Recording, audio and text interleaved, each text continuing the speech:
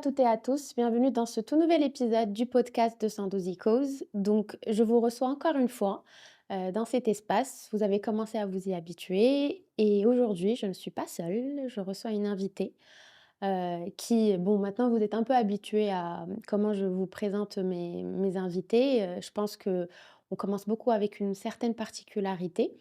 On va parler de troubles d'humeur. Les troubles d'humeur, vous avez été très nombreux à me demander à ce qu'on en parle. On va parler aussi de bipolarité. On va sûrement aussi parler de pas mal de choses qui touchent, on va dire ces problématiques-là ou bien plutôt on va dire ces vérités que l'on vit tous et toutes et sans plus tarder, bonjour Maria. Bonjour Shaydens, Merci d'avoir accepté, mon invitation. ravie de ton invitation et merci encore pour ton invitation. Avec grand plaisir depuis le temps qu'on en parlait. Tout à fait. Là, il y aura pas de surprise, Maria, je la connais, je te connais depuis très longtemps. Je me rappelle même plus depuis quand je te connais. Bien longtemps, Voilà, effectivement. tu es une amie de la famille, je crois que tu m'as vue un peu grandir, Tout à fait. et je pense que même ta présence, en fait, dans mon parcours, elle a eu un énorme impact, on en parlera après. Et pour moi, pour parler de troubles d'humeur et de bipolarité, il y avait pas mieux et il y avait pas une meilleure personne pour moi que toi, que te recevoir dans cet épisode-là. Merci Shayness. Avec plaisir. Merci beaucoup. Alors si tu pouvais te présenter aujourd'hui, comment tu te présenterais? Mère Yalkrissi, citoyenne du monde. Comment puis-je me présenter? Je dirais auteure de l'ouvrage Ma vie, l'obscure clarté, parce que patiente bipolaire, bien entendu. Je suis également patiente partenaire en cancérologie et vice-présidente de l'association Les Amis du Ruban Rose, fondée avec ma grande amie Latefa Sherif, et coach de vie. D'accord, Voilà. parfait. Je trouve que ça définit un peu toutes tes activités, qu'est-ce qui constitue ta vie. Je pense que c'est comme ça un peu que l'on se présente. Je t'ai reçue aujourd'hui, comme je l'ai présenté tout à l'heure, pour parler de troubles d'humeur et de bipolarité. D'ailleurs, avant qu'on commence l'épisode, quand je t'ai dit ça, tu m'as dit: «Mais la bipolarité est un trouble d'humeur». Tout à fait. Donc moi, j'aimerais bien que toi, Malia, tu nous parles de cette bipolarité, qui malheureusement de nos jours, elle est encore en fait très stigmatisée, jugée aussi, cachée, vécue comme une honte, alors que ça ne le devrait pas. Parce que il y a beaucoup de victimes. Déjà, c'est le patient est lui-même Mm. la première victime et l'entourage. Et on va parler d'ailleurs de ces 2 aspects parce que c'est très important, que ça Effectivement. soit pour la personne concernée et son entourage, en fait, d'être accompagnée ou bien d'être consciente de ce qu'elle est en train de traverser. Donc, comment peux-tu nous parler de cette bipolarité? Alors, si je devais parler de la bipolarité, je parlerais d'abord de mon expérience. Je ne parlerai que de choses que moi-même j'ai vécues. Donc, la bipolarité est effectivement un trouble de l'humeur qui alterne des phases de manie et des phases de dépression. Alors, qu'est-ce qu'un accès maniaque? Un accès maniaque, on peut le dépeindre par un verbe facile, une excitation. Tout est réalisable. En fait, on flambe. Mmh. On peut être quand même agressif, même en phase de manie. On peut aussi voir une hypersexualité. On peut avoir des tendances suicidaires. Et en fait, on est intouchable. On flambe. Merci de Tout. parler du point d'avoir des idées suicidaires parce que beaucoup de personnes pensent que, les idées suicidaires viennent avec la phase de dépression alors que non, Elles viennent avec la phase de dépression, mais on peut aussi les voir de en phase de manie. manie.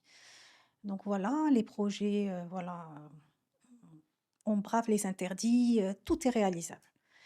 Bien entendu, après un up, un accès maniaque, on finit Oui, par être en down. à retomber. Et là, si en phase de manie, on est un petit peu dans une ambiance, teintée de rose, quand la descente arrive, quand le down arrive, ben, on est plutôt dans le gris. Bon, il y a plus de verbes faciles, on s'isole, l'estime de soi est altérée, manque de confiance, rien n'est envisageable, rien n'est réalisable. Tout ce qui était réalisable en accès maniaque, ben, forcément en phase de down, en phase de dépression, n'est plus réalisable. Rumination, idées noires, tentative de suicide et autres. Donc D'accord. voilà comment je pourrais dépeindre la bipolarité, comment je pourrais dépeindre le trouble de l'humeur. Bien sûr, l'amplitude peut varier d'un sujet à un autre et Mmh. n'a pas tous les mêmes symptômes en up ou en down. Mmh. Alors pour reparler donc de la bipolarité, pour ma part, j'estime que ce qui m'a sauvée, c'est d'être tout d'abord dans la gratitude de ce qui m'était destiné et d'être OK avec le diagnostic, d'être dans l'acceptation, totale du diagnostic et d'aller vers les traitements, d'aller vers la prise en charge, d'aller vers, la connaissance de cette pathologie qui, oui, qui est chronique. On n'en guérit pas, mais qu'on peut stabiliser. Donc j'ai compris qu'en fait, voilà, il fallait que je marche aux côtés, que je prenne par la main cette pathologie et qu'on avance ensemble, qu'elle ne me plombe pas, qu'elle Mmh. me pourrisse pas la vie. Que voilà, que je souffrir pour souffrir, je préfère souffrir pour aller mieux. Et grâce à Dieu, aujourd'hui, après plus d'une décennie, alhamdoulilah, ça va. Ça va ne veut pas dire qu'il n'y a pas des moments durs. C'est certain que, voilà, j'ai vécu des moments difficiles, j'en vis encore, j'en vivrai encore, mais alhamdoulilah, c'est plus anxiogène, D'accord. voilà. C'est important ce point que tu as précisé, anxiogène.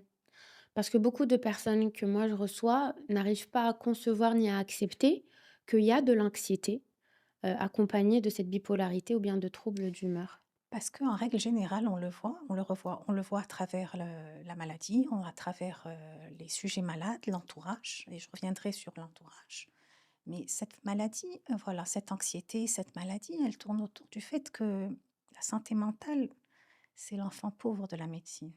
La bipolarité, elle fait peur. Mais qu'est-ce qui fait peur? Est-ce que c'est la maladie qui fait peur? Elle est méconnue, on ne la connaît pas. Donc ce qui fait peur, même moi, en tant que sujet bipolaire, stable grâce à Dieu, quand un sujet, heu, quand je rencontre un sujet bipolaire qui n'est pas dans l'acceptation, qui n'est pas dans la prise en charge et qui flambe, oui, ça me fait peur.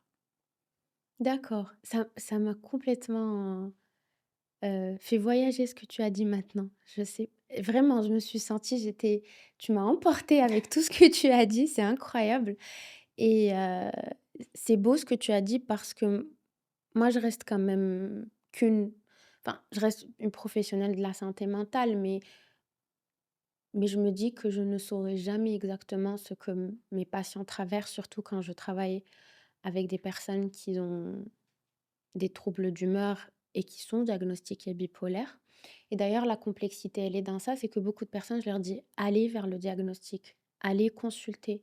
Il faut mettre en fait un mot sur vos Tout à mots fait. MAUX et il y a encore cet évitement qui est là et qui est: «Non, c'est rien, c'est une période compliquée», mais tu ne peux pas passer toute ta vie en te disant que c'est une période compliquée. Alors si je peux rebondir sur ta question, c en fait, on sent quand on est en accès maniaque, on sent. Pour l'avoir vécu, je ne savais même pas ce que le mot bipolaire existait. Mais lors de mon accès maniaque, je savais que quelque chose se passait qui n'était pas OK, qui n'était pas. Donc, souvent, bon, ben, on a des discours aussi qui tapent sur la médecine, qui tapent sur les médicaments. Moi, si je fais une rétrospective, bah, j'ai bien réellement fait un accès maniaque. Donc oui, accès maniaque, oui, le diagnostic, oui, l'hospitalisation, oui, le traitement. Tu avais quel âge quand tu l'as appris? 36 ans, D'accord. ouais, 36 ans. Et pour revenir à ce que tu disais, Et tu penses qu'il y avait des précédents avant et tu ne savais pas ce que c'était? non, Non. non, non. Même au Je niveau des sortais d'un cancer du sein et ça a été la rencontre avec la maladie mentale. Et honnêtement, j'ai accueilli. Et je pense que ma connexion au Tout-Puissant et le fait d'accueillir et d'accepter ce diagnostic fait ce que je suis aujourd'hui. mmh. Et c'est ma plus grande chance. Mais toi qui accompagnes aussi des personnes et des su qui traversent ça, tu ne vois pas qu'il y a une différence? Ça c'est normal parce que la résilience de quelqu'un qui, par exemple, est en début de vingtaine, c'est pas quelqu'un Tout qui à fait. et j'imagine qu'à cet âge tu avais déjà tes enfants à cet Oui. âge-là, tu avais déjà vécu énormément d'épreuves dans la vie, donc je pense que même la résilience avec laquelle on accueille la maladie, bah, elle nous aide, non? Oui, je suis entièrement dans ton sens. Et pour revenir à ce que tu disais, à ces personnes, voilà, qui parlent d'une dépression passagère ou autre, etc. Non, il faut faïsser les choses. Il faut facer les choses pour pouvoir avancer parce que malgré tous les beaux discours, toutes les bonnes résolutions, quand la pathologie est là, on ne se réveille pas un matin et tout va bien. C'est impossible. Sauf D'accord, miracle, bien entendu. d'accord. Mais s'il y a pathologie, avec toutes les bonnes belles idées que demain, voilà, les choses passeront autrement et cetera. Non, non, il y a des thérapies à faire, il y a une ordonnance à avoir, il y a une hygiène de vie à avoir. On ne peut pas être dans le déni. L'hygiène de vie, très Et important. je rebondis aussi sur ce que tu as dit sur ce que tu as, le clin d'œil à l'entourage. Moi, je parlais d'entourage et je parlerai par ricochet aussi de notre société, notre Mmh. humanité. Aujourd'hui, la maladie est tellement stigmatisée, une maladie que je le répète, une maladie méconnue, Mmh. mais elle est tellement stigmatisée que comment un patient bipolaire, va pouvoir sortir de l'ombre et le crier haut et fort? Comment une maman, comment un papa, devant un voisinage, va parler d'un enfant bipolaire ou d'une femme d'un conjoint bipolaire? Donc l'étau est vraiment serré, donc il y a une stigmatisation, on n'ose pas. Alors, personnellement, si je voilà, si je témoigne, si j'ai témoigné, je témoigne et je continuerai à le faire, c'est pour tendre la main. Parce que, toutes ces années, chaque fois que je me suis retrouvée avec des personnes, que j'ai perdues de vue ou des personnes qu'on m'a présentées et de fil en aiguille, on papote, c'est Mmh. vraiment ça et spontanément, ben, effectivement, je parle de ma bipolarité tout de suite, mais ça ne rate pas. Tout de suite, il y a un blanc et j'entends arriver, «Meria, mon frère est bipolaire» ou «Mon enfant est bipolaire» ou «Ma mère est bipolaire». Et on tait et on cache. Donc comment on peut aller mieux? Moi, personnellement, j'ai pas été touchée par la stigmatisation parce que je n'ai pas autorisé. Mmh. C'est ça. Je n'ai pas autorisé. Moi, j'ai été OK avec ce diagnostic, j'ai été OK avec, voilà Mmh. et j'ai décidé d'en faire quelque chose. C'est peut-être quelque part ma mission de vie. Mmh. Mais allons vers l'information. J'ai un enfant qui est bipolaire, bah, je vais consulter. Je ne vais pas consulter avec mon enfant, je vais consulter toute seule. Mmh. Pas parce que je suis bipolaire, mais parce que mon enfant est bipolaire. Moi, personnellement, je reviens toujours à ce que j'ai vécu. J'ai été portée, j'ai été accompagnée, j'ai été remplie d'amour par les miens, par mon premier cercle, mon deuxième cercle, par mes amis. Mais il y a eu des loupés. Il y a eu des loupés pas par désamour, il y a eu des loupés par manque d'information. Et par maladresse Moi, aussi. voilà, par malade parce qu'on connaît pas, donc on pense bien faire, on pense voilà, on est dans la phase down, on est en dépression, l'entourage ne comprend pas. Ah, elle a vaincu un cancer et là, elle est en dépression. Qu'est-ce qu'elle a pour être en dépression? Oui. Eh ben, je suis en dépression, mais je suis dans la vie. J'aime la vie, mais c'est une dépression.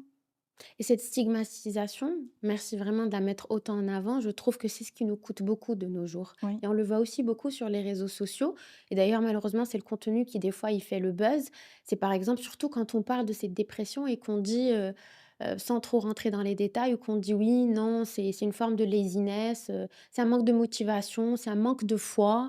euh, et pour mmh mh. moi, c'était hyper important d'en parler avec toi parce Ouais, qu'on en parle très souvent, toi et moi, de cette spiritualité. tout à Et fait. que non, en fait, quand ça ne va pas ou bien qu'il y a une dépression et que mon cerveau, c'est ce que je répète à mes patients, que quand ton cerveau est contre toi, c'est pas parce que je manque de foi ou parce que je Tout à manque de fait. Il faut motivation. s'autoriser, il faut se dire, en tout cas, c'est ma façon de faire. Ben, quand la vague est trop haute pour moi, ben, je baisse la tête et cette vague, elle va passer, elle va forcément passer parce que j'en ai eu des vagues et elles sont passées. Donc voilà, c'est plus du tout anxiogène et je suis OK avec. Mmh. Je voulais aussi qu'on parle de traitement, Oui, rapidement, parce que y a ça aussi, bon, c'est un vrai problème. Tout à l'heure, avant qu'on commence, on a parlé du fait que si ça ne fonctionne pas avec un psychiatre et un psychologue, je pars chez quelqu'un d'autre jusqu'à ce que je trouve cette bonne personne. tout à fait. Et je pense que tu le vois aussi un peu Tout à fait. autour Il de faut que toi. l'alliance thérapeutique fonctionne. Oui, Si ça ne fonctionne pas avec tel médecin, c'est pas parce que c'est pas forcément un mauvais médecin, c'est l'alliance qui n'a pas fonctionné. oui. Mais je vais au bout des choses. Il y aura forcément une porte qui va s'ouvrir. Il faut persévérer, c'est comme tout dans la vie. Et là, il y a un rôle aussi de l'entourage. tout parce à fait, qu'ils te portent, tout à fait, surtout pour ces tout à consultations, fait tout. et tout ça est douloureux. C'est Mmh. pas parce qu'on a conscience qu'on est en plein dans une pathologie qu'on essaye de s'en sortir. Chacun sa manière de s'en sortir, mais c'est très douloureux. Mmh. C'est pas, voilà, je suis positive, je suis croyante, ça roule, non. Ou bien être reconnaissant juste comme ça et Voilà, ressentir de la c'est gratitude. du boulot pour essayer de se centrer, pour essayer de s'aligner, pour être OK avec, voilà, avec tout ça, avec tout ce que ça sous-entend comme, Et tout à l'heure, quand tu as parlé d'hygiène de vie, oui, ça inclut aussi l'entourage, les gens qu'on fréquente au quotidien. oui, C'est non. important. Il faut mettre un cadre, en fait. Il faut mettre un cadre. Mmh. C'est important et j'imagine qu'il y a eu beaucoup d'apprentissage? Énorme, Oui. énorme. Est-ce que tu peux en choisir quelques-uns pour nous? Il faut aller vers ce qui nous nivelle vers le haut, il faut aller vers, voilà, ce qui va avec notre mission de vie et voilà. Souvent, quand bon, tu fais partie de ma vie, donc souvent quand on se parle et je te raconte quelque chose, j'aime beaucoup une phrase que tu me dis à chaque fois et tu me dis: «Change de lunettes, Mmh. Shahnaz». Change de lunettes, Et change à de chaque fois je perception. oui, chaque fois je l'ai en tête. Peut-être qu'au début quand tu me disais ça, bah, c'est normal, manque d'expérience, manque de conscience dans la vie, je me disais: «Mais OK, comment ça? Non, il y a pas de lunettes à changer». Il y a des situations où tu te dis: «Non, ça bloque». Tout Mais à fait, après tu te dis: «Non, en fait, oui». C'est quand tu changes de lunettes et quand tu te dis: «Ça, c'est pas bon pour moi», il faut l'accepter dès le début et se dire: «Il exact. faut pas forcer», bah, tu vas vers l'avant et il y a toujours de meilleures choses, en fait, qui Tout à fait, t'attendent. tout à fait. Tout à fait, vraiment. Parlons un peu de cet environnement. Donc on a dit que c'est important de s'entourer des bonnes personnes, mais il y a aussi la vulnérabilité à côté. C'est que quand on a ce trouble d'humeur ou cette maladie-là, il y a quand même une certaine vulnérabilité. Oui, alors je me permets de te couper. Oui, bien sûr, il y a vulnérabilité et c'est très complexe. Alors je parle en général et je parle de ma personne. Heu, alors on est porteur on est un sujet bipolaire Mmh. et il y a un quotidien, il y a une routine, il y a un entourage, il y a, familial, professionnel et cetera. Alors, moi ce que j'aimerais souligner, on part du principe qu'on a un sujet qui accepte sa maladie. Faut pas confondre la maladie Mmh. et les choses de la vie. On met pas tout sur le compte de la pathologie. Oui. On arrive à des situations et hop, ah oui, mais de toute manière, elle est bipolaire ou il est bipolaire. Non, il y a des choses qui relèvent de la maladie, qui relèvent de la pathologie, d'autres non. Mmh. Donc je parle là du côté, je me mets dans les chaussures de l'entourage. Quand je me mets dans les chaussures du patient bipolaire, lui non plus. Il ne doit pas user. Bon, on le sait, on peut être manipulateur quand on a un trouble de l'humeur. Et à ce moment-là, il faut pas tout mettre non plus sur le compte de la pathologie. Oui. Ah, mais moi, je suis bipolaire. Non. Tu sais, c'est ce qui est difficile aussi dans mon métier quand j'accompagne des personnes qui souffrent de bipolarité, c'est que, moi, j'ai toujours appris, hors mon travail, vu dans le milieu dans lequel j'ai baigné, à jamais coller une étiquette sur une personne et dire, «Elle a le cancer, elle est déprimée, elle Ouais, a» non. Je clairement, te rends tu as une certaine responsabilité envers toi-même. On ne peut pas se cacher à chaque fois derrière quelque chose. clairement, Sauf si tu veux avoir être une victime jusqu'à la fin de ta vie, mais assume-le. tout à fait. Dis-toi, dis ou dis autour de toi: «Je veux être une On victime». choisit notre posture. Exactement, c'est ça et cette posture d'ailleurs, tous mes patients le savent, je leur dis: «Position et posture, on va y travailler» Tout à fait. et quand je pousse mais le problème, c'est que des fois quand tu pousses trop, bah, les gens ils veulent pas en fait parce qu'ils sont confortables dans cette position-là. C'est une zone de confort. Exactement, mais ça rejoint un peu la demande. Ça veut dire: «Si tu es là, c'est pour que je t'aide à aller mieux». Exact. Mais sans cette barrière, en fait, que tu mets, on ne peut pas aller de l'avant. Il faut un engagement. Oui. Il faut un engagement, il faut être authentique. Il faut pas jouer. Je parle du Mmh. patient. Le patient, s'il amorce, s'il démarre une thérapie ou s'il amorce un chemin pour un mieux-être, il faut que le voile tombe. Mmh. Il faut t'opposer. Et tu trouves pas, Malaya, qu'il y a une phrase que j'entends tellement?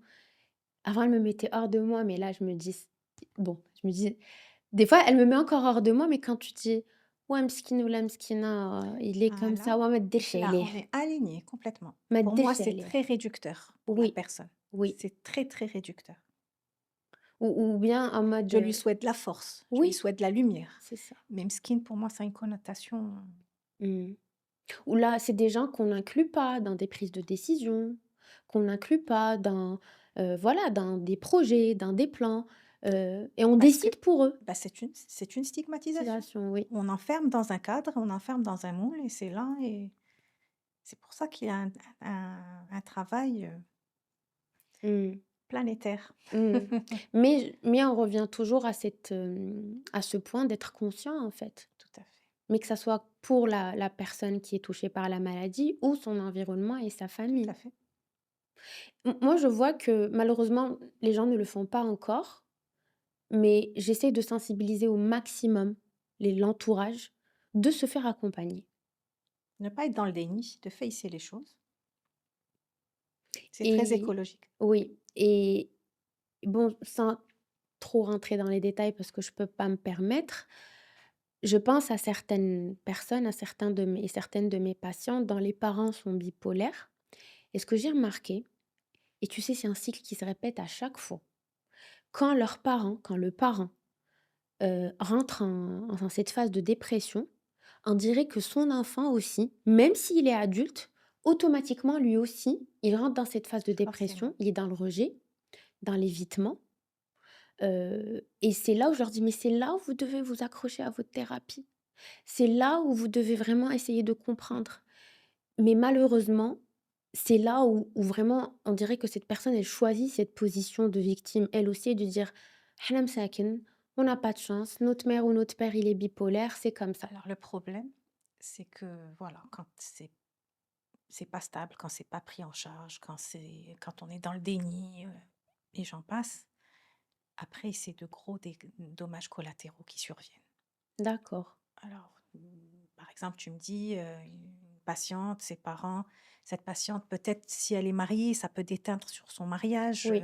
On a vu des fratries voler en éclats, on a vu des couples partir en vrille parce que voilà, le fils est mal pris en charge, toi tu es de son côté, toi tu le comprends pas, toi ci, toi ça et ça finit par, moi je dis le maître mot de cette pathologie, c'est qu'on finisse par déstigmatiser, qu'on aille vers l'information, que ça soit la per le sujet, le sujet bipolaire ou l'entourage répète la même chose. Il faut accepter. On Mmh. n'accepte pas, c'est impossible. Sans traitement, c'est impossible. Ça peut marcher un temps, Oui, mais ça peut rejaillir et de façon fulgurante. et je trouve Alors que même pareil, l'hygiène, et je trouve que même le fait quand les gens n'en parlent pas et ils sont trop dans cette stigmatisation, ça impacte aussi le fait que que le traitement fonctionne ou pas. bien sûr. Moi, je connais des gens, pendant longtemps, le traitement, ça leur allait pas. Clairement, je leur disais, et ils me disaient: «Non, حشمت نمشي عند الpsychiatre» Mmh. ولا حشمت عاوتاني نقول له بدل ليا. Exact. Ou peut-être, peut-être qu'il va penser que je suis un cas trop désespéré, et je ne peux pas, Mmh donc mh. je vais me taire. Et ou là, هُما, en fait, de leur tête, et je trouve ça grave, ils commencent mais à faire des mix de leurs médicaments et décider Ouais, eux-mêmes des doses.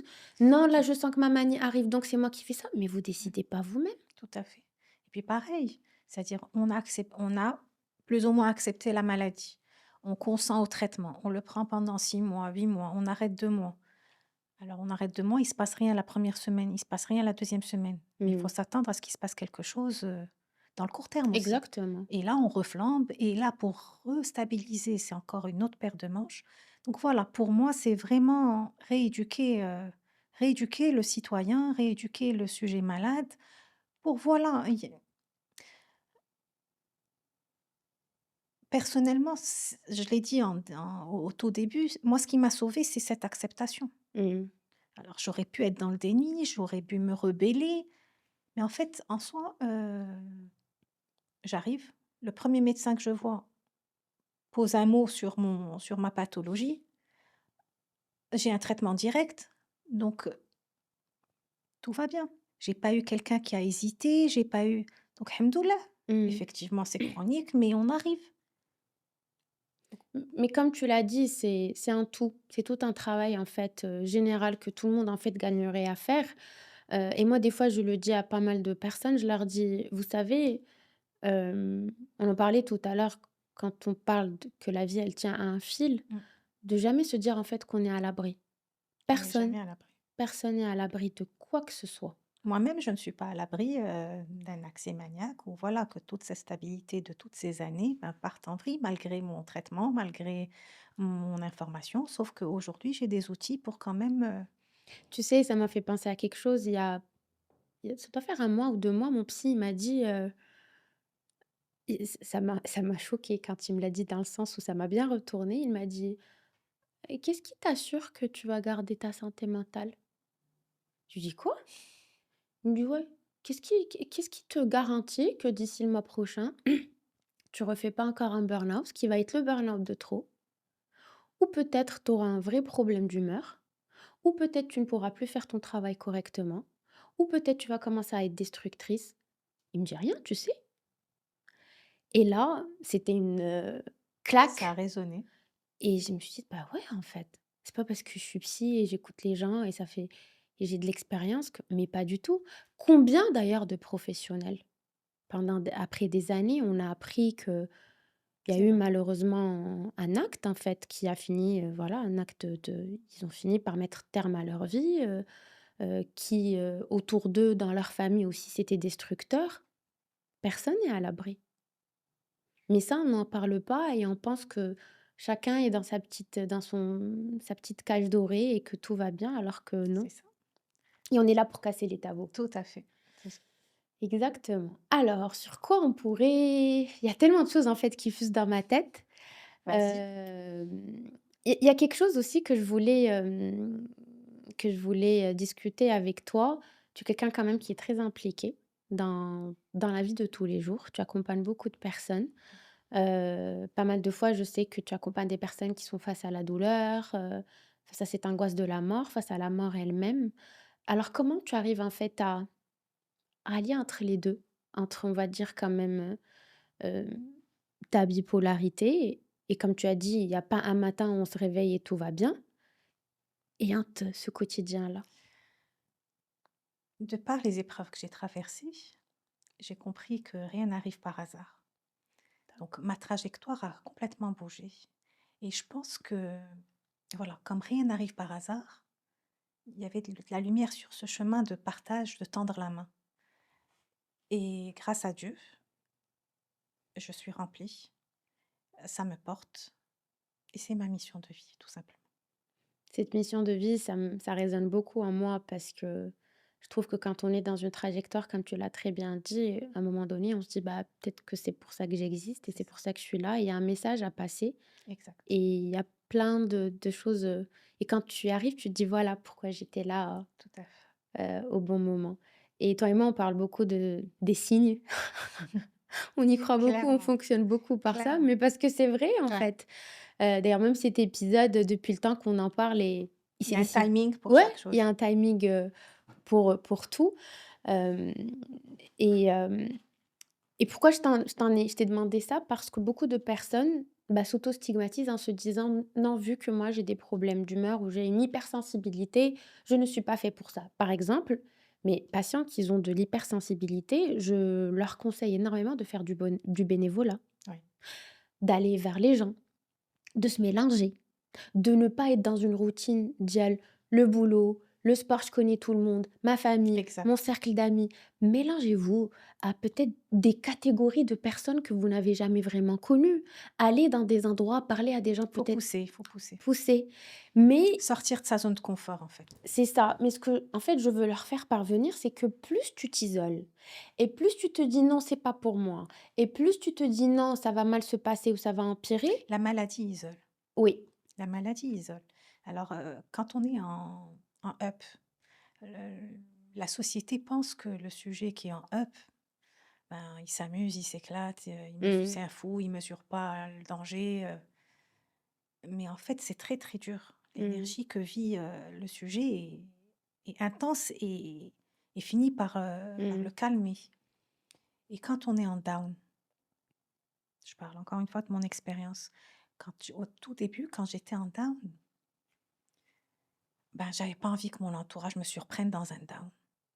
Et D'accord. après un down, il faut ramer pour retrouver sa place, pour être écouté, Mmh. pour retrouver sa place tout simplement. Mmh. Donc oui, la maladie isole.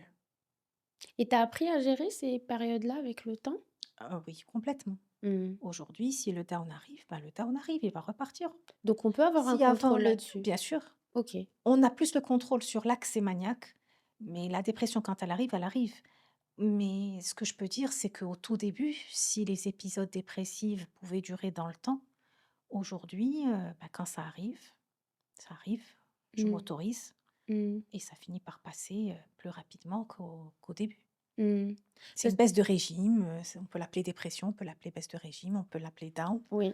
mais voilà, elle est plus du tout anxiogène et voilà. En fait, on revient chaque fois à cette stigmatisation. On dit c'est pas parce que j'ai un accès maniaque, que je vais demander, je connais quelqu'un de mon entourage qui malheureusement quand elle a un accès maniaque, bah, sa famille l'enferme.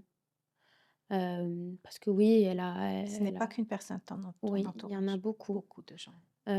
Et d'ailleurs moi quand voilà, j'entends plus parler d'elle, je sais que c'est ça. Mais je sais aussi que ça l'aide pas du tout. Ça ne l'aide pas du tout. Mais il y a de grands, grands drames, Chahinez, encore une fois, comme la société n'est pas outillée, comme l'entourage n'est pas outillé, Mmh. il y a de véritables drames. À la limite, on est en dépression, on est dans un coin, on pèse pas sur l'entourage réellement. Mais Mmh. quand on est en accès et que, par exemple, on a une personne qui, voilà, quand elle est en accès, il y a une hypersexualité et qui, voilà, chaque fois qu'elle est en accès, elle tombe enceinte. Qu'est-ce que va faire un village de cette personne? Mmh mh. Donc voilà, c'est pour ça qu'à chaque fois je parle d'humanité et de citoyens du monde, de revoir notre copie, de Mmh. déstigmatiser, même si personne, ni de ton entourage proche, ni de ton entourage professionnel, ni de ton voisinage n'est touché par la bipolarité, moi personnellement, je vais aller comprendre ce qui se passe. Mmh. Parce que voilà, on peut voir des drames,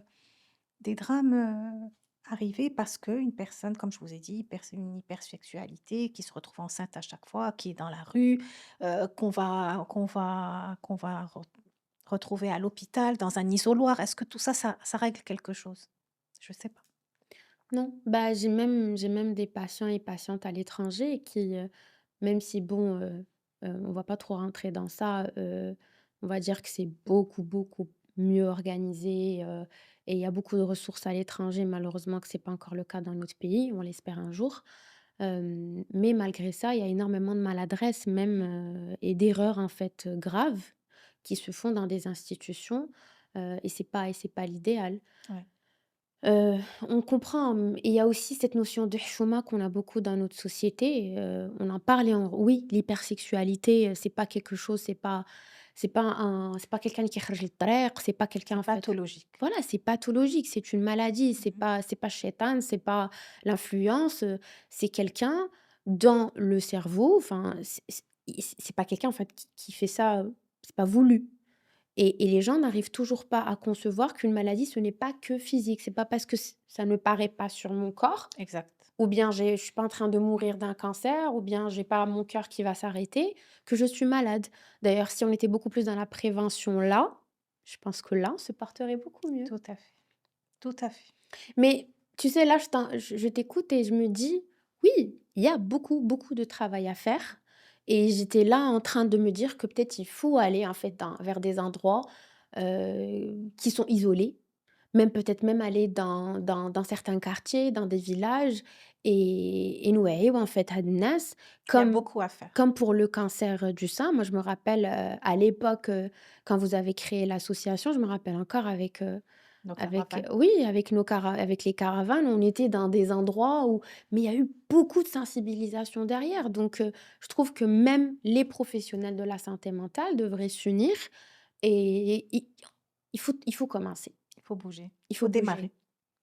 Il faut bouger, ça tu me l'as toujours dit tout le temps, et des fois je te disais: «Non, j'ai peur», tu me disais juste: «Commence, bouge et tu verras après». Exact.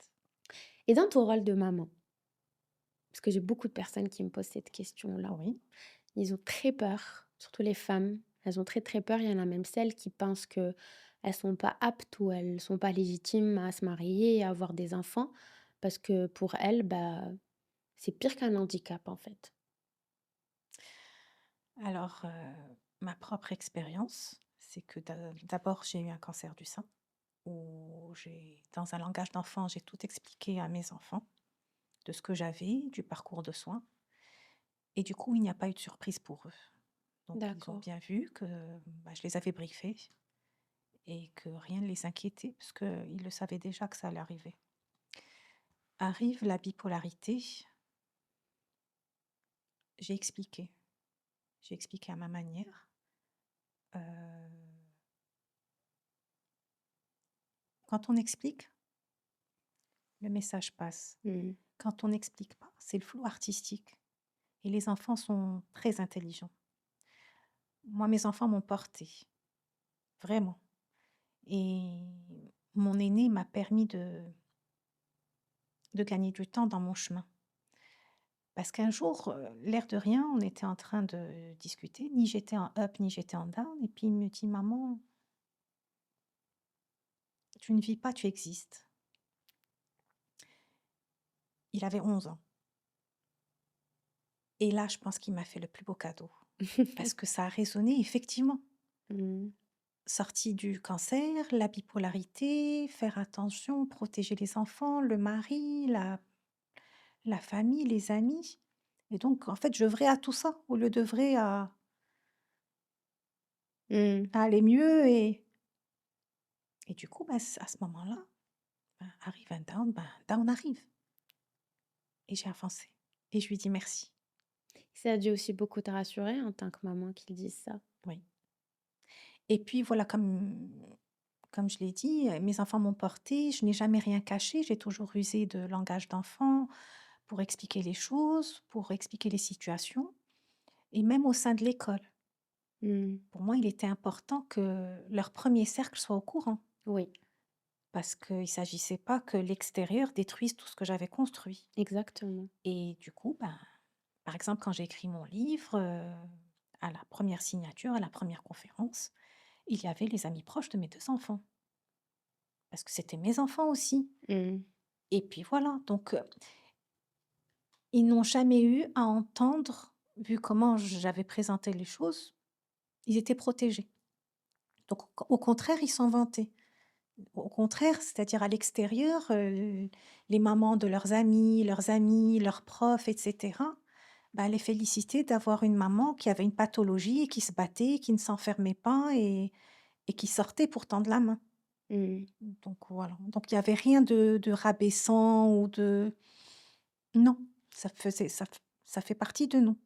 Et c'est là où on voit à quel point notre perception, la perception que l'on porte envers nous-mêmes, elle finit Tout par à fait. s'éteindre et s'éteindre aussi, enfin, C'est ce que je t'ai dit, je n'ai pas autorisé la stigmatisation.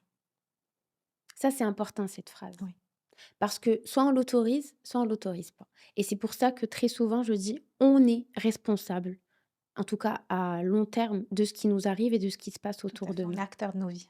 Exactement, on est acteur de nos vies. Il y a plein de phrases que tu dis, je trouve que franchement, c'est tellement fort et c'est tellement parlant, et j'espère vraiment que voilà, que toutes les personnes qui vont regarder cet épisode, ça va tu as parlé tout à l'heure d'élan d'espoir, je pense, ou de vecteur d'espoir. Vecteur Vecteur d'espoir. d'espoir.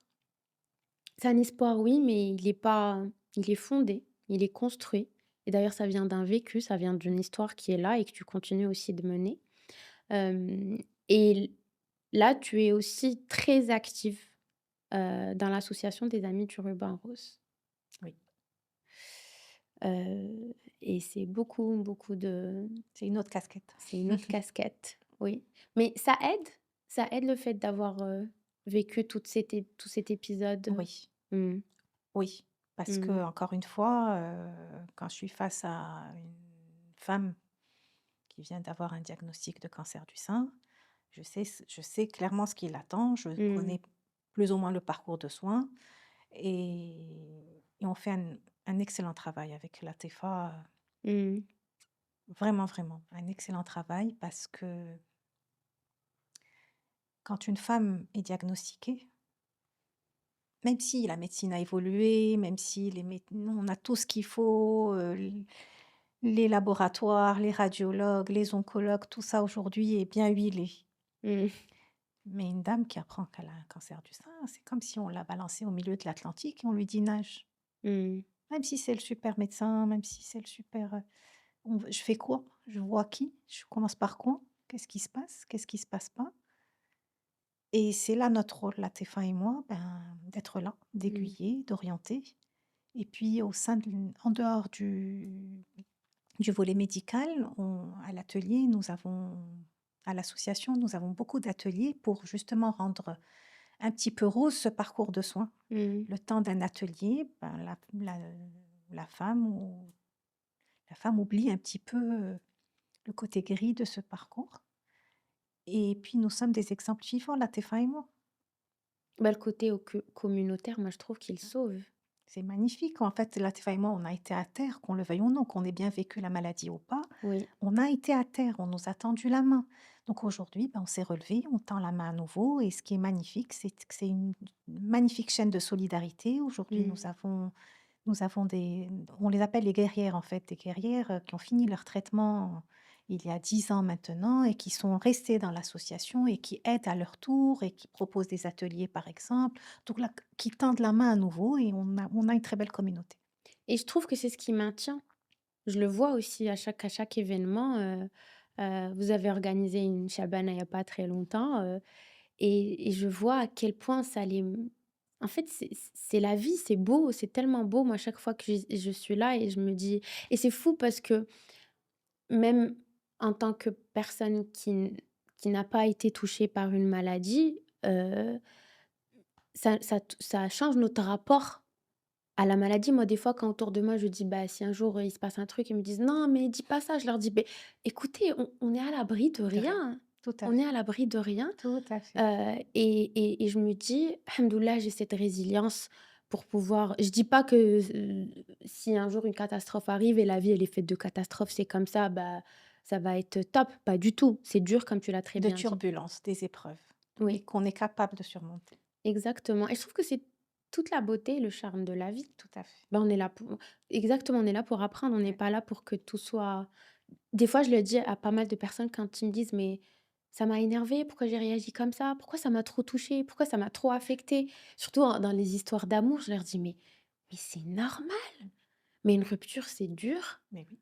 un divorce, c'est déchirant, être déçu, Pour la dépasser, il faut d'abord la reconnaître. merci pour cette phrase. C'est ça. Et d'ailleurs, tu sais comment je fais pour, travailler avec mes patients? Ça, c'est la pratique qui m'a appris ça. Je leur dis: «Ça ne sert à rien que l'on essaye de régler un symptôme. Il faut que vous déjà que vous appreniez à le reconnaître, Exact. à vous dire: «Ah, voilà, il se trouve là». Prenez le temps de l'accueillir. Donnez-vous du temps, observez, regardez autour de vous et vous allez voir que vous aurez besoin de rien faire après, ça va se régler tout seul. Tu approuves ça un peu? Je suis OK. Alors qu'on Vraiment en a OK. jamais parlé. Alors qu'on en a Ouais. jamais parlé. Donc on a parlé de ton rôle de maman, de tes enfants qui t'ont porté, ton mari aussi? Complètement. Comme tout mariage, ah ben, un homme et une femme, c'est pas un long fleuve tranquille, il y a des turbulences. Mais à aucun moment, la bipolarité a été une source de turbulence dans notre foyer. D'accord. Aucun moment. Pourquoi je te pose la question? Parce qu'il y a beaucoup de personnes qui me disent des fois, «Oui, j'ai vu tel podcast, j'ai vu tel film, telle série et tout et ça a l'air trop beau, trop parfait». Comme si ces gens, ils vivaient dans un monde, différent, et je leur dis: «Non, c'est des personnes qui ont travaillé dur». Exact. On essaie de sensibiliser au maximum comme durant le premier épisode, avec Latifa Cherif où on a parlé de cette importance. D'ailleurs, elle a parlé directement aux femmes en leur disant que c'est important que vous parlez sexualité avec vos maris. C'est important, en fait, que vous ayez des partenaires de vie, une famille qui vous supporte et qui vous Mmh. soutient. Et quand on est dans ce discours, moi, ce que j'aimerais transmettre, c'est que on n'est pas là, en fait, pour créer des problèmes. On n'est Non, pas là pour que la femme se rebelle. On est là pour rappeler à l'humain, peu importe qui il est, que ça soit une femme ou un homme, qu'il mérite d'être soutenu et d'être supporté. tout à fait. Mmh. Vraiment. Mmh. Vraiment, vraiment. Mais pour revenir à mon histoire personnelle, Je n'irai pas que j'ai eu des turbulences, mais voilà, on a fait un chemin ensemble, on a bien avancé dans notre vie, mais j'ai beau faire une rétrospective, jamais, jamais la maladie a été source, de problème. Parce que tu as décidé à ce qu'elle ne le soit pas aussi. Parce que j'ai décidé, parce que j'ai travaillé, j'ai pas été une malade, qui était dans le déni ou ou voilà, il y a des moments où voilà, je me disais: «Maria, peut-être qu'en tant que bipolaire, Mmh. tu un peu» ou voilà, ça faisait partie d'un travail global. Mmh. Mais en même temps, j'avais face à moi quelqu'un qui était, bien sûr, dans l'amour et la bienveillance et la balance aussi. Il a compris que voilà, il y avait une maladie, c'est pas un trait de caractère, c'est pas une éducation, ce ne sont pas des valeurs. Il Mmh. y a une maladie qui est là et il voilà et ça faisait partie de notre schéma familial. Là, quand je t'entends, je me dis que il faut isoler la maladie pour pas qu'elle nous isole. Et quand je m'explique. Quand je dis isoler, ça veut dire que effectivement ne pas la laisser, en fait, prendre le dessus et en faire sa personnalité et son identité. Exactement, Ça relève de la maladie. Ça relève de exactement. On va c'est ce pas que tout je mettre sur le compte de la maladie mmh, et ça, je parle de on va pas tout mettre, aussi bien le sujet bipolaire que l'entourage. Ça fonctionne pour les 2 côtés parce que le sujet bipolaire peut être aussi manipulateur. mmh. Donc Je voulais aussi un peu que tu nous éclaires sur comment gérer son énergie. Ça, c'est quelque chose de mmh, très important. Hors bipolarité, hors trouble d'humeur, moi, ce que je vois de nos jours, c'est que je pense que tu le vois un peu autour de nous, l'anxiété, elle touche à tout le monde malheureusement. Et je trouve que parce que les gens, ils savent pas gérer leur énergie. Et c'est ce qui fait qu'on a énormément de personnes qui commencent à avoir des troubles d'humeur, qui ont des perturbations, ils n'arrivent pas à comprendre exactement comment gérer leurs émotions. Donc, qu'est-ce que tu peux nous ma dire sur ça? lecture, c'est que ça va trop vite. Ouais. Ça va trop vite, les réseaux, tout s'est accéléré. Mmh. La vitesse du temps s'est accélérée, la communication, moi je pense qu'il faut un retour au calme, Oui. une reconnexion à soi-même, Mmh. à ses valeurs, à ses propres valeurs Mmh. et essayer d'être aligné et à partir de là, ben, une hygiène de vie se dessinera. Et quand tu dis hygiène de vie, est-ce que tu pourrais un peu plus être spécifique? Parce que pour moi, ça, c'est très important, mais je veux que ça vienne de toi. Pour un sujet bipolaire? Oui. Pour un sujet bipolaire, l'hygiène de vie, c'est une hygiène de sommeil, c'est une hygiène d'activité, c'est une hygiène alimentaire, heu pas de tabac, pas de substance, Mmh. pas d'alcool, Mmh. du sport, respecter son ordonnance Mmh. et savoir écouter son corps. Là, il y a Ramadan qui arrive. On avait parlé aussi avant du fait que c'est un mois qui c'est un peu compliqué pour pas mal de personnes. Pourquoi selon ton expérience? Alors, je pense, pour les sujets bipolaires Bipolaire, toujours, bien sûr. alors, il y a le respect des médicaments, la Mmh. prise des médicaments, il y a le sommeil. Oui. Il y a le sommeil qui est perturbé. Le sommeil est un facteur clé de la stabilisation Mmh. d'un sujet bipolaire. Mmh. Heu, est-ce qu'on consomme des substances? Est-ce qu'on consomme du tabac? Cannabis. Oui, ça marche pas avec la bipolarité. Ça, j'essaye de sensibiliser autant que je peux, Ça ne marche pas. mais oui, c'est tu sais que je connais même des personnes qui, durant Ramadan, arrêtent leur traitement tout seuls et en fait, ils fument un peu plus et ils se disent: «Non, c'est comme ça que j'arrive à garder ma stabilité». Je leur dis: «Mais vous savez vraiment pas ce que vous êtes en train de vous faire subir là». Moi, je suis pas adepte de ce genre de propos. Mmh et c'est important pour moi de parler de cette hygiène de vie parce que moi, j'en parle à tous mes patients, peu importe en fait leurs problématiques. Je leur dis: «Ça, c'est la base».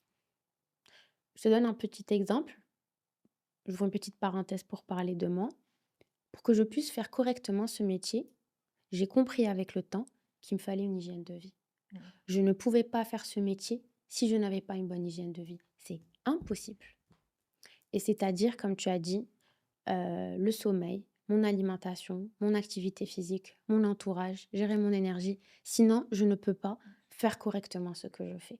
Ça va déborder, je pourrais être quelqu'un de pas régulier, pas discipliné, annuler, ne pas bien faire mon travail. Oui, j'entends. Et pourquoi je dis ça? Pour juste essayer d'expliquer aux gens que c'est pas parce que j'ai telle ou telle maladie que je dois avoir une hygiène de vie. Non, tu dois avoir une hygiène de vie, Quel peu que soit X. parce que tu es un humain, voilà. Exactement. Tu sais ça, c'est un autre sujet, mais j'avais longuement travaillé avec, l'association de lutte contre le sida et donc j'ai Oui, accompagné pas mal de personnes, qui, y avaient le VIH et en fait, dans l'annonce du diagnostic, c'est tout à fait normal. Les gens, ils sont complètement détruits, et on sait que ça, c'est un autre sujet, c'est encore plus stigmatisé malheureusement, dans notre société. Je leur dis: «Écoutez, alhamdoulilah, la science, elle a tellement évolué. Là, vous avez un traitement qui vous permet même d'avoir des enfants. La seule chose qui va changer, c'est qu'avant, tu avais pas d'hygiène de vie, là, tu vas avoir exact. une hygiène de vie. C'est tout ce qui va changer. Genre limite, c'est bon, il faut pas le dire comme ça parce que c'est mal perçu, jamais ils vont mal le prendre, c'est normal, mais parce que moi, je vois au-delà de ça ayant accompagné beaucoup de personnes, vivant, dans des situations pareilles. Mais genre limite, c'est un message en mode: «OK, bouge-toi en fait et prends soin de toi». Exact. Exact. Et je connais des personnes qui ont vécu une vie, mais sans C'est la problème. désinformation qui fait ça, malheureusement. C'est voilà, c'est on entend des choses, mais on les intègre pas. Il y a pas un process qui se met en place. On Mmh. est dans la résistance, on est dans voilà. Mmh. Mais en fait, on revient toujours au même point, c'est de s'informer aussi, de se tenir C'est ça. informé et d'être bien informé. Et moi, je dis toujours aux gens, ils me disent: «Non, mais je savais pas». Je leur dis: On est tous dotés d'une certaine intuition. Tu sens quand quelque chose ne va Mmh. pas. Tu sens quand quelqu'un ne te fait pas du bien. Tu sens quand C'est vrai, tu le sais au fond de toi. c'est vrai. Malheureusement, on s'écoute pas assez et malheureusement, on n'essaie pas trop de travailler sur notre intelligence émotionnelle, mais si tu le fais, tu vas y arriver. Et tu vas arriver à un plein potentiel dans ta C'est vie. certain. Heu, ouais, je vais la poser cette question. Parce que pour moi, tu as une grande expérience de vie et c'est pas un conseil que je te demande, mais moi, il y a toujours en fait un tu sais, des fois, quand je sais qu'une personne est bipolaire, en tant que psy, je me retrouve face à une peur de: «Et si j'échoue?» Quand je dis j'échoue, c'est: «Et si j'arrive pas à bien l'accompagner? Et si j'arrive pas à bien la soutenir? Et si, et bon, avec le temps, ça s'améliore, mais je vais pas te mentir, cette peur, elle est encore là et je sens que très souvent, j'évite aussi. Je me dis: «Non, non, Shaïna, tu peux pas».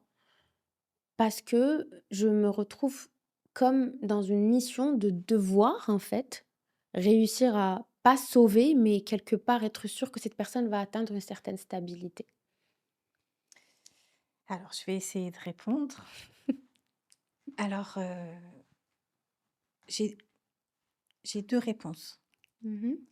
La première, pourquoi pourquoi tu parles de cette peur pour les patients qui ont un trouble de l'humeur, qui sont bipolaires et pas les autres pathologies? Tu n'as pas peur d'accompagner? Hem, bonne question. Parce que, bon, déjà, tout ce qui touche à la schizophrénie et tout, depuis que je travaille à distance, bah, j'en reçois pas beaucoup parce qu'on sait en tout cas Mmh mh. que c'est pas malheureusement des personnes qui, bah, qui consultent. Mais par contre, les sujets bipolaires consultent. Ils vont vers, heu, ils vont vers la thérapie. C'est les sujets que je reçois le plus. La dépression aussi, elle me fait un peu peur. L'anxiété, ça va. Je crois que vu que je suis une anxieuse, je me dis: «Ça va, je gère, en fait». Mais la bipolarité et la dépression, parce que je suis quelqu'un qui, d'ailleurs, même dans des périodes très dark de ma vie, j'ai jamais alhamdoulilah, je me dis, ce que tout le monde entourage me dit de répéter, c'est que j'ai jamais été celle qui va s'éteindre, peut-être pas s'éteindre, mais des fois on me dit: «Mais tu pas à être triste, en fait». Je j'aime la vie et tout, mais après je vis mes douleurs autrement, hein. Ça veut pas dire que ça va. Mon anxiété me tue, je perds du poids. Ça m'est arrivé de perdre 12 kilos pendant un mois, de pas bien dormir, de pas manger, d'avoir tout le temps des idées, voilà, de ruminer et tout. Mais la dépression, j'ai l'impression comme si c'était quelque chose que je ne connais pas en tant qu'humain. Je sais pas si tu vois un peu ce que je Je veux vois. dire? Alors, ce que je peux te dire, c'est que pour que ça fonctionne entre toi et ton patient bipolaire, vous êtes 2 pour que ça marche. Donc ne te mets pas du poids à toi toute seule. Mmh. Alhamdoulilah, tu es diplômée depuis pas mal de temps aujourd'hui et voilà, si tu regardes dans le rétroviseur, tu vois tout le travail parcouru et tous les résultats escomptés. Malheureusement, le la santé mentale, on ne peut pas toujours réussir, c'est quel que soit X, Mmh. ça ne c'est pas une équation. Bien sûr. heu, Moi personnellement, je peux le dire, il y a des années, suite à suite à l au diagnostic, quelque temps après, j'étais donc dans une phase, en mode pilotage automatique, sortie donc du down et j'arrive chez ma psychiatre, Mmh. que je salue et là, je m'installe, je peux pas oublier ça. Je m'installe et tout de suite, bon, ben, je démarre et je pense que ça a été une déferlante de choses négatives. Mmh. Sur place, elle a tourné sa chaise, elle m'a tourné de dos, elle m'a dit: «Non, Neria, tu n'es pas là pour ça». En fait, son message était très clair et je me salue aussi parce que le message est vite passé et je l'en remercie. C'est-à-dire, elle a cru en moi, elle savait qu'on pouvait faire un travail ensemble, que je pouvais m'en sortir. Au lieu de m'asseoir et de payer ce que j'avais à payer et de déblatérer juste, Mmh. des idées négatives et d'être dans le négatif, ben, on était là pour travailler ensemble. Mmh. De ce jour-là à aujourd'hui, et ben, 15 années sont passées et Alhamdoulilah, je suis ravie du chemin parcouru. Je me salue et je la remercie et je salue son professionnalisme. Tout ça pour dire quoi? Pour revenir à ton interrogation, à ta peur. Mmh. De ce que je sais, tu as des supervisions. Donc, voilà, ta façon de travailler, elle est ce qu'elle est Oui, et tu dois la célébrer et tu dois te célébrer. Et maintenant, un travail, tu es dans une profession où c'est un travail à 2. oui, Tu peux donner le meilleur de ta profession. Si la personne en face de toi qui vient demander tes services, eh ben, elle est là juste à payer une séance, mais elle ne s'implique pas ou met un filtre ou autre, tu ne peux rien faire. clairement, Voilà ce que je peux te répondre. clairement. Bah, oui, c'est exactement ce que mon psy aussi m'a quelque part dit, dans le sens où, c'est pas toi, en fait, c'est pas que ta responsabilité à toi, et je le vivais très mal quand certaines personnes disparaissaient ou arrêtaient, en fait, un suivi. Mais en fait, avec le temps, je me disais: «Non, en fait, c'est pas ta responsabilité. Ils sont Tout à fait. responsables de leur propre parcours. Ça reste, un travail». Mais bon, je reste quand même quelqu'un, moi, je suis une hypersensible, j'ai appris à gérer ça avec le temps et pour moi, c'est une grande force dans ma vie maintenant, parce que j'ai beaucoup travaillé sur ça. Mais c'est vrai que ce que je veux dire, c'est que quand quelque chose, en fait, tu ne connais pas, tu sais pas ce que c'est. Tu vois, par exemple, l'anxiété, je connais tellement que je me sens tellement à l'aise et en fait, quand ça touche à de la dépression, j'ai l'impression bon, après ça doit sûrement toucher à mon histoire peut-être personnelle, à peut-être des choses que j'ai vécues dans mon enfance ou peut-être des choses que j'ai vécues autour de moi, chez mes proches et que j'ai pas pu peut-être gérer. Je pense qu'on a peur, en fait, des choses que l'on n'a pas encore peut-être digérées ou Il faut compris essayer ou de te pousser dans tes retranchements et de visualiser. mmh. Et à la fin, il se passe rien. Mmh. Très bien, merci, je garderai ça en tête. Bah, je pense que cet épisode, il touche un peu à sa fin. Par contre, avant qu'on finisse, bien évidemment, je voudrais bien que tu nous parles un peu de ton livre, on peut appeler livre? Tu m'as dit tout à l'heure, pour toi, c'est pas un livre. Je dirais, j'ai l'habitude d'en parler comme une lettre ouverte, en fait, de Oui. Donc bon, Ma vie, l'obscure clarté. Si les personnes le veulent, ils peuvent le trouver où? à la librairie Préface. D'accord. Tu l'as écrit il y a combien d'années? Je l'ai publié en 2017. D'accord, ça fait un moment Mmh quand mh. même. Et tu en as plus réécrit un autre après? C'est Oui, dans tes projets ou pas? Oui? oui. D'accord. Et est-ce que tu peux nous en parler rapidement? De quoi ça parle?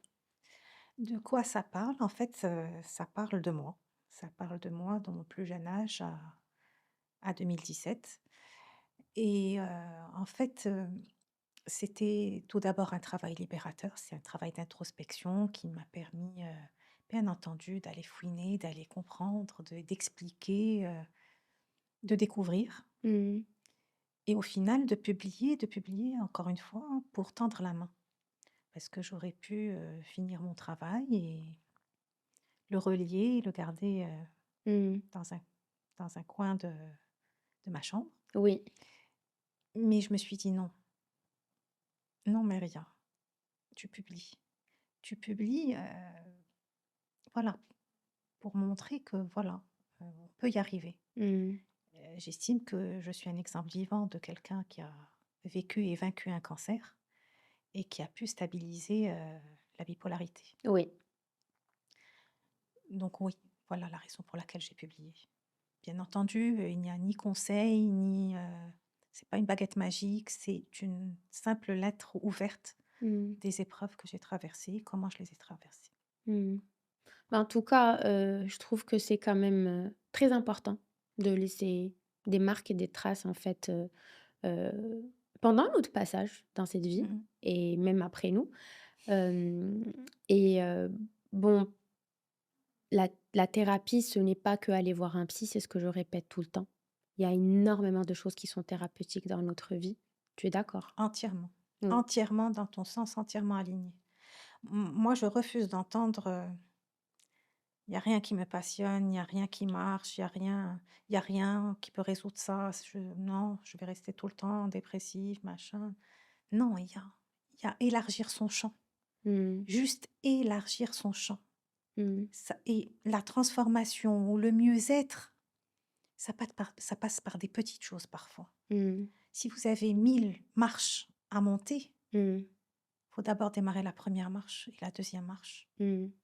Faut pour bouger. espérer monter Faut plus. bouger comme Voilà, tu l'as dit tout à l'heure. être dans l'action, Faut être dans bouger. l'action. C'est quelque chose qui, mmh, en fait, à force de le faire, tu sais que si tu es quelque part bloqué, il suffit que tu bouges pour que déjà tes idées s'éclaircissent et ça d'ailleurs même scientifiquement, ils l'ont prouvé Oui, que le cerveau, en fait, si effectivement tu l'isoles, bah, c'est tout à fait normal qu'il va juste cumuler, pardon, des idées noires. exact. Mais moi, ça m'est arrivé juste dernièrement avec, cette forte pluie, en fait, qu'on a dans notre pays, où j'ai eu des périodes où je suis pas sortie de chez moi parce que je travaille depuis la maison et à force, je me disais: «Mais juste sors, prends ta voiture, je sais pas, fais un tour», et Exact. effectivement, dès que tu sors, il y a un peu d'air frais et tu dis: «Ah tiens, je peux aller là. Attends, je vais aller un peu plus loin. Attends, je vais faire ça». Alors pour certains, ce discours, mon discours des fois, heu, ben, il y a de la résistance, Oui, je banalise trop.